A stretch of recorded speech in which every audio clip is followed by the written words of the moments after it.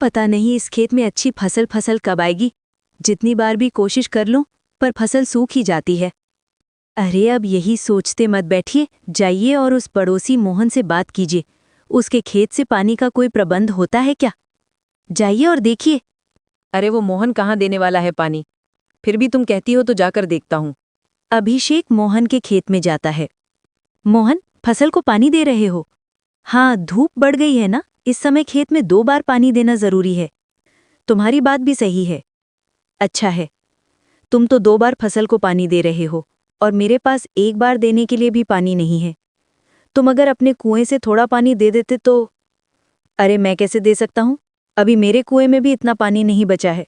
मैं ही विचार कर रहा हूँ कि आगे अपने खेत के लिए पानी का प्रबंधन कैसे करूँ। अभिषेक अपने खेत में वापस आता है। उसने पानी के लिए मना कर दिया। जी, मुझे तो लगता है कि अब हमें अपने खेत में ही कुआं खोद लेना चाहिए। हमारे ही खेत में कुआं होगा तो हमें कभी पानी के लिए कोई दिक्कत नहीं होगी। हाँ, तुम कह तो ठीक रही हो, पर कुआं खोदने के लिए कितना धन लगता है, और इतना धन कहाँ है हमारे पास। हम तो 2 समय की रोटी भी जैसे तैसे खा पा रहे हैं। अब आप एक काम कीजिए, आप मुखिया से जाकर मिलिए, उनसे कुछ कर्जा ले लीजिए।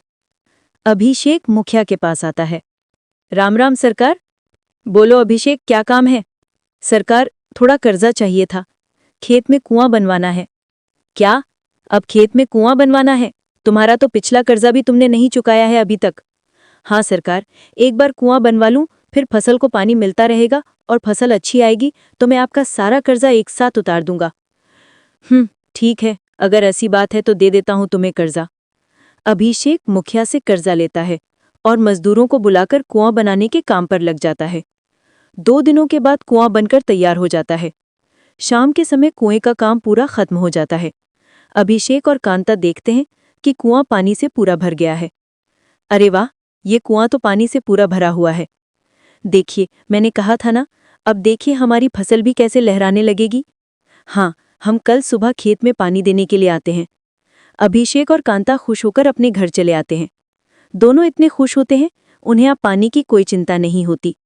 दोनों सो जाते हैं। अगली सुबह दोनों जल्दी उठकर अपने खेत में आते हैं।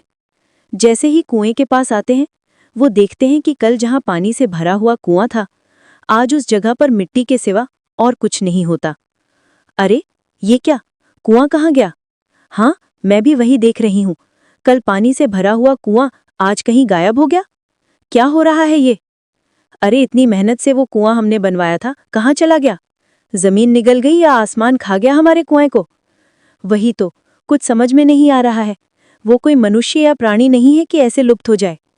अरे मैंने मुखिया से कर्जा लिया है, अब अगर कुआं ही नहीं होगा तो फसल कैसे आएगी, और फसल नहीं आएगी तो मुखिया का कर्जा कैसे चुकाऊंगा? अभिषेक हताश होकर बैठ जाता है। कांता भी हताश हो जाती है। दोनों को समझ नहीं आ रहा था कि आखिर उनका कुआं ऐसे लुप्त कहाँ हो सकता है।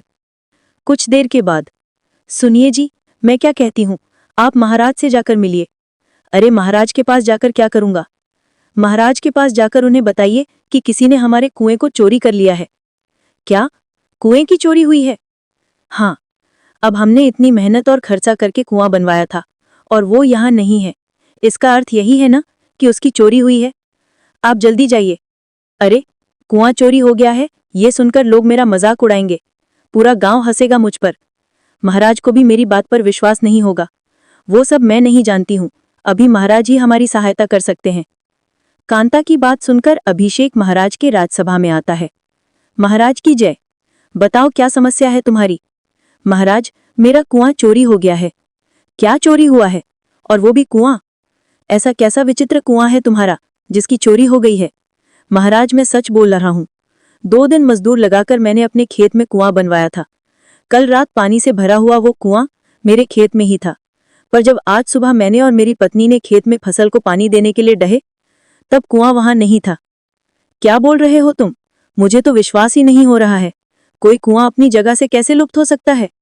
महामंत्री, आपने कभी इस विषय में कुछ सुना है कि कोई कुआं अचानक से लुप्त हो गया हो? नहीं महाराज, ऐसी विचित्र घटना तो मैंने जीवन में आज पहली बार सुनी है। ऐसा कभी हो ही नहीं सकता। ये व्यक्ति अवश्य झूठ बोल रहा है। ये राज्यसभा का समय व्यर्थ कर रहा है। अरे नहीं महाराज, मैं सच बोल रहा हूँ। मैं एक गरीब किसान हूँ। मैंने मुखिया से कुआं बनवाने के लिए कर्जा लिया है। आप चाहें तो उनसे पूछ लीजिए। महाराज महामंत्री को आदेश देते हैं और मुखिया को राजसभा में बुलाया जाता है। मुखिया, बताओ, इस किसान ने तुमसे कुछ दिन पहले कुआं बनाने के लिए कर्जा लिया था? हाँ महाराज, ये कुछ दिन पहले मेरे पास आया तो था और कह रहा था कि उसे अपने खेत में कुआं बनवाने के लिए कर्जा चाहिए और कह रहा था कि अच्छी फसल होने के बाद सारा कर्जा एक साथ उतार दूंगा। देखिए महाराज, मैंने कहा था ना, मैं सच बोल रहा हूं। मैंने कुआं बनवाया था, पर अब वो गायब हो गया है। महामंत्री, आप स्वयं इस किसान के खेत पर जाकर देखिए। यदि वो कुआं वहां बना होगा तो उसके कोई चिन्ह मिलेंगे। महामंत्री अभिषेक के साथ उसके खेत में आते हैं। महामंत्री पूरे खेत को ध्यान से देखते हैं और फिर से महल में चले जाते हैं। महाराज, मैंने उस किसान के खेत का पूरा ध्यान से निरीक्षण किया है, परंतु उस खेत में 2 दिन पहले कोई कुआं बना हो, ऐसा कोई चिन्ह नहीं समझ आ रहा है कि वो किसान हमसे झूठ क्यों बोल रहा है। महामंत्री, आप उस किसान पर नजर बनाए रखिए। मुझे तो वो किसान भी उसके कुएं की तरह विचित्र लग रहा है। शाम हो जाती है। कांता और हरिया अभी तक खेत में ही बैठे हुए थे। अंधेरा हो जाता है और अचानक वो कुआं उसी स्थान पर प्रकट हो जाता है जहां कल उसे बनवाया गया था। उस कुएं से पानी बहने लगता है। कांता और अभिषेक उस पानी से भरे हुए कुएं को देखकर आश्चर्य में पड़ जाते हैं। मेरा तो मेरी आंख पर विश्वास ही नहीं हो रहा है। ये कुआं अब यहां अपने आप कैसे प्रकट हो गया? अब ये सब छोड़ो, अब ये कुआं प्रकट हो ही गया है तो खेत में पानी दे देते हैं। दोनों भागकर कुएं के पास जाते हैं। हांडा उठाकर उसे रस्सी से बांधकर कुएं में डालकर पानी निकालने लगते हैं। जब हरिया कुएं से हांडा बाहर निकालता है तब वो खाली होता है। ये क्या, कुएं में इतना पानी भरा हुआ है, फिर भी ये हांडा खाली कैसे है? आप रुकिए जी, मैं देखती हूं। अब कांता आगे जाती है और हांडे को कुएं में छोड़ती है। वो हांडे को कुएं से बाहर निकालती है, वो भी खाली होता है। अब दोनों डर जाते हैं। सुनिए जी, मुझे ये कुआं कुछ विचित्र प्रकार का लग रहा है। हमें इस कुएं से दूर ही रहना चाहिए। मुझे भी कुछ समझ में नहीं आ रहा है, ये सब क्या हो रहा है। चलो अभी हम घर चलते हैं, कल आकर सोचेंगे क्या करना है। कांता और अभिषेक घर आते हैं। अगले दिन दोनों डरते हुए खेत में जाते हैं। तब फिर वह कुआं वहां नहीं होता। अब तो दोनों के पैरों तले जमीन ही खिसक जाती है। कांता अभिषेक से कहती है, ये कुछ अजीब हो रहा है, हमें किसी ज्ञानी की सहायता लेनी चाहिए। दोनों वन में चले जाते हैं। वन में एक बहुत बड़े साधु के, जिन्हें भूत, भविष्य और वर्तमान के विषय में सब ज्ञान था। साधु बाबा, हमारा रक्षण कीजिए। क्या हुआ पुत्र? साधु बाबा, मेरे खेत में बनाया हुआ कुआं अचानक गायब हो जाता है। हाँ साधु बाबा, हमने बड़ी मेहनत से कुआं बनवाया था, पर सुबह जब हम खेत में जाते हैं तो वो कुआं अपने स्थान पर नहीं होता। बाबा जी, आप ही हमारी सहायता कर सकते हैं। आपको तो तीनों कालों का ज्ञान है। आप ही बताइए कि उस विचित्र कुएं का रहस्य क्या है। पुत्र, हमारे इस जन्म में जो भी अनुभव हमें आते हैं उसकी कड़ियां हमारे पिछले कई जन्मों से जुड़ी हुई हैं। तुम्हारे साथ ये जो विचित्र घटना घट रही है उसकी कड़ी भी तुम्हारे किसी पिछले जन्म से जुड़ी हुई है। आप क्या कह रहे हैं साधु बाबा? मेरी कुछ समझ में नहीं आ रहा है। पुत्र, तुम्हारे पिछले जन्म में तुम एक बहुत बड़े सेठ थे। उस समय तुम बहुत धनवान थे और तुम्हारे बड़े बड़े खेत थे, और उन्हीं खेतों में एक बड़ा सा कुआं भी था। कुआं इतना बड़ा था जो पूरे गांव की प्यास बुझा सकता था।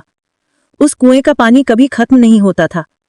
एक बार गांव में अकाल पड़ा था और एक दिन, सेठ जी, गांव में अकाल पड़ा है। आपके खेत के कुएं में इतना पानी है, अगर आप कहें तो मैं थोड़ा पानी अपने घर ले जाऊं।